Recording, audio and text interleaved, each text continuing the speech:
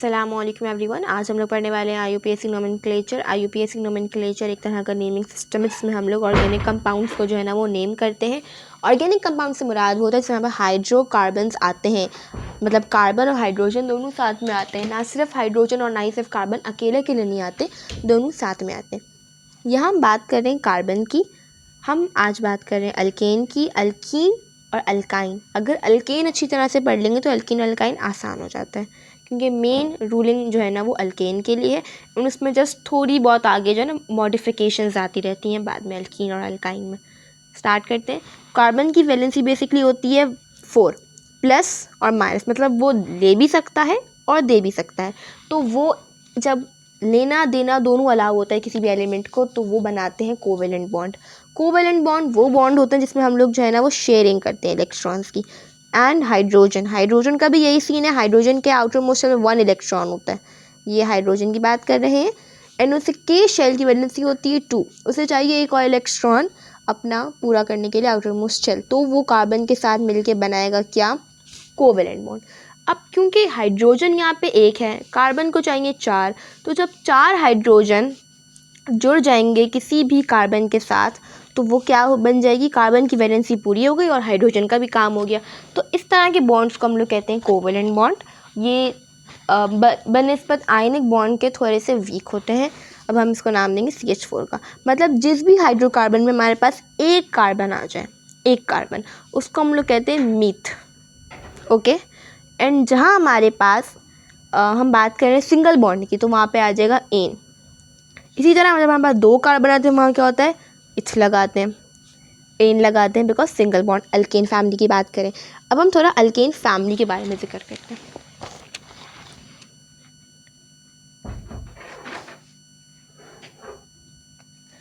Alkane family में हमारे पास सबसे पहले आता है मीथेन। मीथेन मतलब एक कार्बन और बाकी एन लगा रहे हैं, बिकॉज वो क्या है, अल्केन फैमिली सिंगल बॉन्ड की बात करें। इसी तरह हम 2 कार्बन को कहते हैं इथ और एन।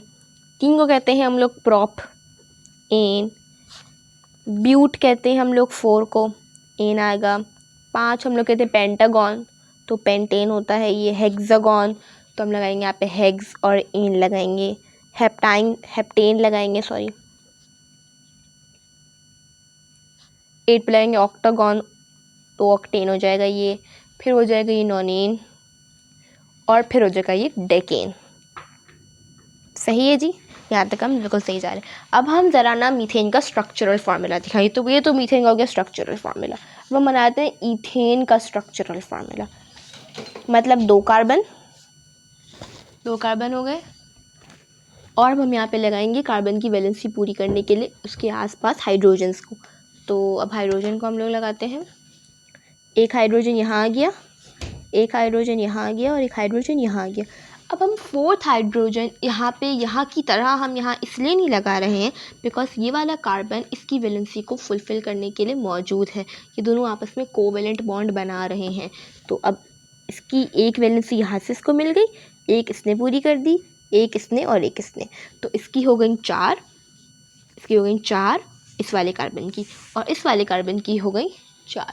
तो मतलब ये हमारा हो गया ईथेन का स्ट्रक्चरल फार्मूला। अब हम इसको किस तरह लिखेंगे, CH3, एक कार्बन के आसपास 3 कार्बन, 3 हाइड्रोजन, और एक कार्बन के आसपास कितने हाइड्रोजन, 3 हाइड्रोजन। ये कंडेंस्ड फार्मूला। ये हमारे पास क्या है, स्ट्रक्चरल फार्मूला। जब पूरा स्ट्रक्चर बना के हमने दिखाया है, और हम बनाएंगे इसका ये क्या है, कंडेंस्ड फार्मूला। मॉलिक्यूलर फार्मूले की तरफ आते हैं। मॉलिक्यूलर फार्मूला हम लोग सिंपल काउंट करके भी लिख सकते हैं, और एक अल्केन फैमिली का अलग से एक जनरल फार्मूला भी है जो आईयूपीएसी नोमेनक्लेचर का ही पार्ट है, जो कि है CnH2n+2। ये इसका क्या है, जनरल फार्मूला है, जिससे आप लोग आराम से मॉलिक्यूलर फार्मूला भी लिख सकते हो। बट हम दोनों से करके दिखाते हैं। 2 कार्बन इधर लिख दिया, 1 2 3 4 5 6 हाइड्रोजन। ये मॉलिक्यूलर फार्मूला हो गया। अब हम ज़रा इसमें पुट करके, यहाँ जो एन है ना, एन वो बता रहा है नंबर ऑफ कार्बन। एन बता रहा है क्या, नंबर ऑफ कार्बन। ठीक है जी। सी लिखते हैं, फार्मूले का है। एन लगाते हैं, कितने कार्बन है हमारे पास, 2 कार्बन है, 2 लगाया। एच लगाया, 2 लगाया, एन की जगह दोबारा 2 लगा दिया, नंबर ऑफ कार्बन की बात हुई दोबारा 2 लगा दिया। C2 लिख दिया।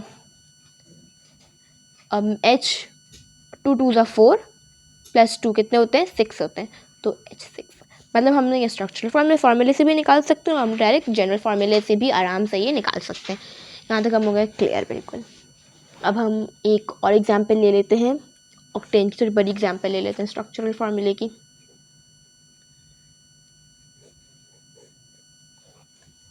कितने होते हैं भाई, मतलब 8 कार्बन की बात हो रही है यहाँ पे, 1 2 3 4 5 6 7 8। अब हम हाइड्रोजन लगाएंगे। अच्छा एक बात पता होनी चाहिए, जो CH3 होता है ना हमेशा एंड में आता है या स्टार्ट में आता है, बीच में हमेशा CH2 आता है, CH3 आ ही नहीं सकता, वो आ नहीं सकता बिकॉज नहीं आ सकता, अभी हम देखेंगे कैसे नहीं आ सकता।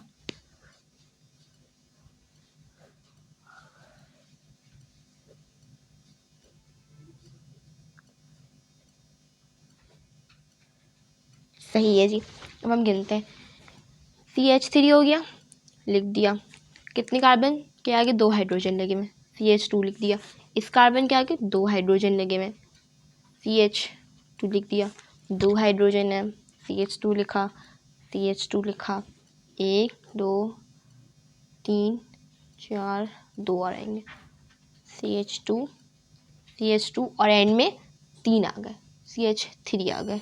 सही है। अब हम ज़रा गिन लेते हैं, 1 2 3, ये तो 8 है, पता है हमें कितने 8 है ये, इनको गिन लेते हैं। 1 2 3 4 5 6 7 8 9 10 11 12 13 14 15 16 17 18 हमारे पास है ये।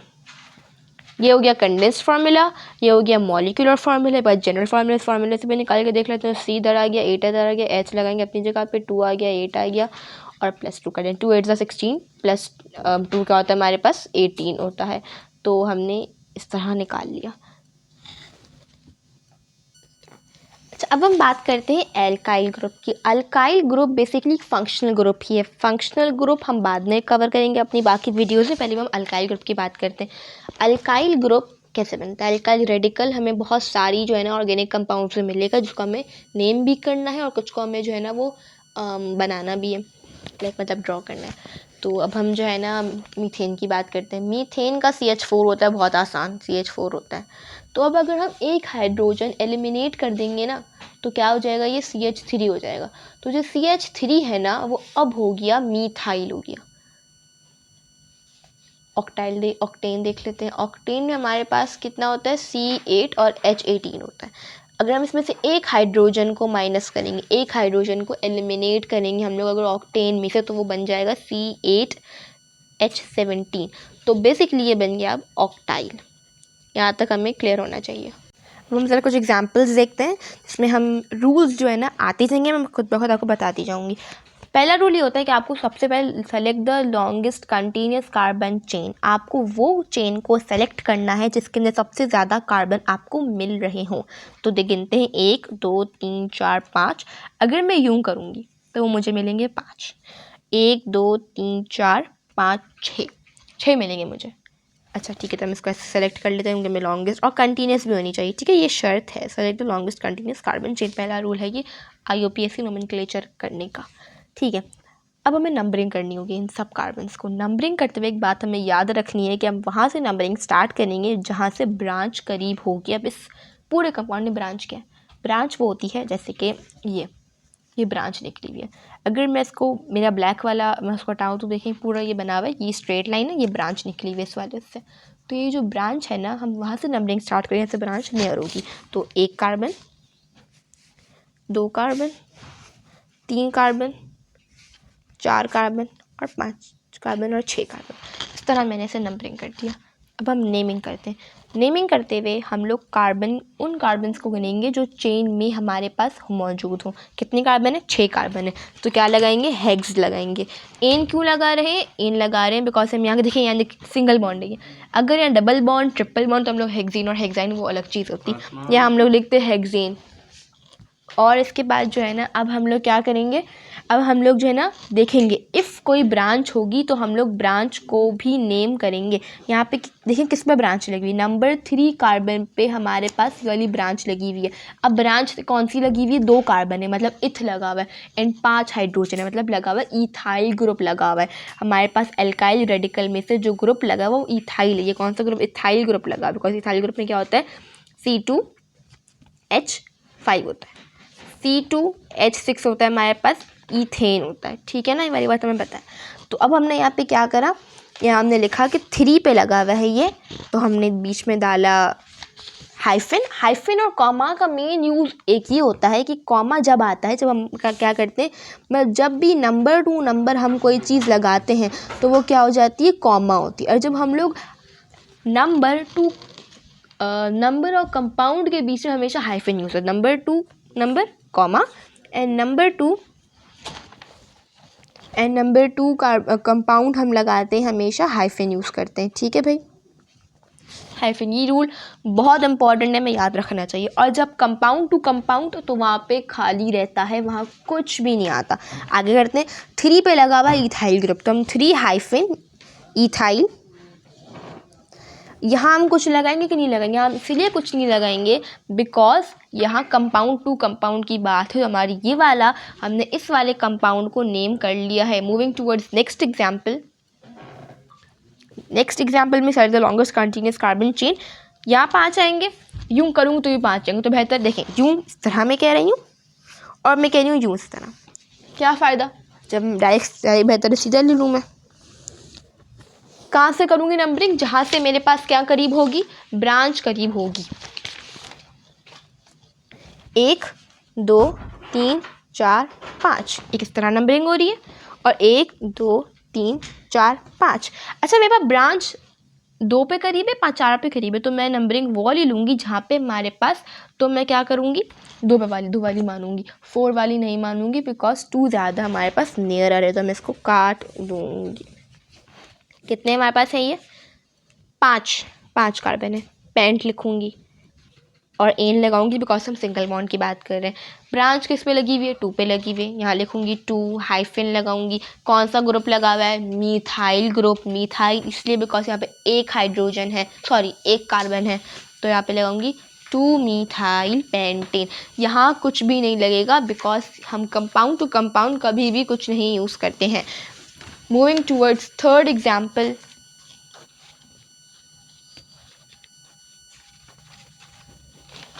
यहाँ पे 5 इस तरह आ रहे हैं और यूँ करूँगा तो 4 आएंगे। सो बेटर है कि मैं यहाँ पे क्या करूँ, 5 वाला लूँ, मतलब सीधी चेन बनाऊँगी मैं। यूँ चेन बनेगी मेरी 1 2 3 4 5 या 1 2 3 4 5। भाई मेरा 3 पर ही रहा है, तो आप यूँ कर लो, आपकी बात सिंपल सेम रहेगी, तो किसी को भी काट दो कोई फ़र्क नहीं पड़ रहा है। कितने का हमारे पास है ये, वी हैव 5, पेंट लगाऊंगी और एन लगाऊंगी। कितने हमारे पास किस पर लगा हुआ है, हमारे पास लगा हुआ है 3 पे। 3 पे हमारे पास क्या लगी हुई है, ब्रांच लगी हुई है, एल्काइल रेडिकल लगा हुआ है, तो मैं यहाँ पे क्या लगाऊंगी 3 हाइफन। अच्छा कितने लगे हुए हैं, 2 लगे हुए, तो मैं लगाऊंगी डाईमीथाइल पेंटेन। ये वाली एग्जाम्पल को देखते हैं। यहाँ पे 1 2 3 4 5 या 1 2 3 4 5, बेहतर है मैं सीधा कलेक्ट कर लूँ, सब कार्बन को एक साथ आ जाएंगे। ये वाली जो हाइड्रोजन लगा हुआ है ना, इसको हम एक तरह का एल्काइल रेडिकल लेंगे, ये ब्रांच नहीं है। इसको मैं यहाँ लगा दूँ या यहाँ लगा दूँ, बात सेम है। ठीक है, बुक में ऐसी तो मैंने यहाँ लगा दी ना, मैं यहाँ भी लगा सकती हूँ, इससे कोई भी फ़र्क नहीं पड़ रहा है। तो अब हम नंबरिंग करते हैं 1 2 3 4 5 या 1 2 3 4 5। यहाँ थोड़ा ट्विस्ट है, ये हमारे पास इथाइल और मीथाइल दोनों साथ में आ गए, वरना पहले या इथाइल था वरना पहले या मीथाइल था। यहाँ इथाइल भी आ गया, मीथाइल भी आ गया। तो अब मैं जो बड़ा रेडिकल होगा, बड़ा रेडिकल क्या है, जहाँ 2 कार्बन है, जहाँ 2 कार्बन होंगे मैं उसको ज़्यादा प्रायोरिटी दूंगी नंबरिंग करते हुए। तो यहाँ पे आ रहा है ये वाला 3 पे और इसमें भी 3 पर आ रहा है, बट देखिए यहाँ मेरे पास ये नियरर आ रहा है, मतलब इसको तो कोई फ़र्क पड़ ही नहीं रहा है, बट इसको फ़र्क पड़ रहा है, ये 2 पे था और बिफोर पर आ गया, तो मतलब मैं जो 2 वाली को ज़्यादा प्रेफर करूँगी, पहली वाली को मैं काट दूँगी। कितने हो गए भाई? 5 हैं। पेंट लिखूँगी और इन लिखूँगी। अब जब भी हम लोग नेम करेंगे ना, नेमिंग करते हुए और नंबरिंग करते हुए रूल्स अलग होते हैं। नेमिंग करते हुए जो अल्फ़ाबेटिकल ऑर्डर में जो पहले आ रहा हो, मैं उसको पहले लिखूँगी। इथाइल पहले आता है या मीथाइल? ऑब्वियसली पहले ई आता तो पहले मैं इथाइल लिखूँगी। इथाइल कहाँ लगा हुआ है? 3 पे लगा हुआ है। 3 हाइफन इथाइल, दोबारा हाइफन, बिल्कुल दोबारा हाइफन, क्या लगाऊंगी मैं? 2 पर रहेगी, 2 मीथाइल। मतलब इस कंपाउंड का नाम हुआ 3 इथाइल 2 मिथाइल पेंटेन। यहाँ पे देख लेते हैं, यहाँ पे 1 2 3 4 5 6 मिल रहे हैं हमें स्ट्रेट में, और 1 2 3 4 5 मिल रहे हैं हमें इस तरह करने में। तो बेहतर है हम लोग किस तरह करेंगे? ऐसे करेंगे। ठीक है भाई, अब नंबरिंग करते हैं। दोबारा करके दिखाती हूँ। 1 2 3 4 5 6। नंबरिंग सिर्फ और सिर्फ उन कार्बन्स को करते हैं जो कार्बन को हमने लॉन्गेस्ट कंटिन्यूस कार्बन चेन में सेलेक्ट किया हुआ होता है। इनको हम नंबरिंग नहीं करेंगे बिकॉज हमने इनको सेलेक्ट नहीं किया हुआ चेन में। 1 2 3 4 5 6। हम इनमें से किसको रखेंगे, ये बात अब आती है। मैंने बताया जब हम लोग करते हैं नंबरिंग, तो हम लोग बड़े वाले ग्रुप को, बड़े वाले रेडिकल को ज़्यादा जो है ना वो प्रायोरिटी देते हैं। तो यहाँ पे बड़ा वाला ये है, यहाँ बड़ा वाला आ रहा है 4 पे, यहाँ बड़ा वाला आ रहा है 3 पे, तो मैं इसको दूंगी, इसको छोड़ दूंगी, बड़े वाले को देखूंगी। यहाँ बड़ा आ रहा है 3 पे, भले यहाँ भले यहाँ जो है ना मिथाइल आ जाए फॉर, बट मैं देखूंगी कि इथाइल को कहते हैं ना वो आना चाहिए सबसे लोवेस्ट पे, उसको हम ज़्यादा प्रायोरिटी देते हैं। तो लगाएंगे हम लोग यहाँ पे हेक्स अच्छा हम किसको काटेंगे?